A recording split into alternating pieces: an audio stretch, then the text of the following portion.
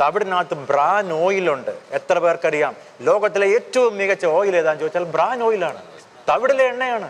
അതിനകത്ത് വെജിറ്റേറിയൻ ആൾക്കാർ കഴിക്കാൻ പറ്റുന്ന omega-3 ഫാറ്റി ആസിഡുള്ള ലോകത്തിലെ ഒരേ ഒരു ഓയിലാണ് ബ്രാൻ ഓയിൽ. ഈ ബ്രാൻ ഓയിലിനകത്തുള്ള omega-3 ഫാറ്റി ആസിഡ് എല്ലായ്പ്പോഴും മീനെണ്ണയ്ക്കകത്തേ ഉള്ളൂ omega-3 ഫാറ്റി ആസിഡ്. ഇത് ഹാർട്ട് അറ്റാക്കിനെ പ്രിവെന്റ് ചെയ്യും, ക്യാൻസറിനെ പ്രിവെന്റ് ചെയ്യും. ഇനിയും തവിടിനകത്ത് വേറെ പല സാധനങ്ങളുണ്ട്, ബി കോംപ്ലക്സ് ഉണ്ട്. പക്ഷെ നമ്മൾ ഈ തവിടിന് സ്ഥാനം കൊടുത്തേക്കുന്നത് പശുവിന്റെ തൊഴുത്തിൽ, പശുവിന് തീറ്റയാകും.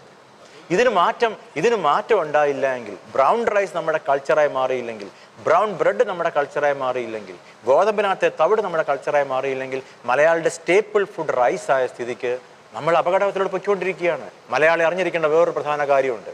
പണ്ടൊക്കെ നമ്മളൊരാളെ ക്യാൻസർ എന്ന് പറഞ്ഞു കഴിഞ്ഞാൽ ഒരു 50-60 വയസ്സിന് മുകളിൽ പ്രായമുള്ളവരുടെ ചിത്രമാണ് നമ്മുടെ മനസ്സിൽ വരുന്നത്.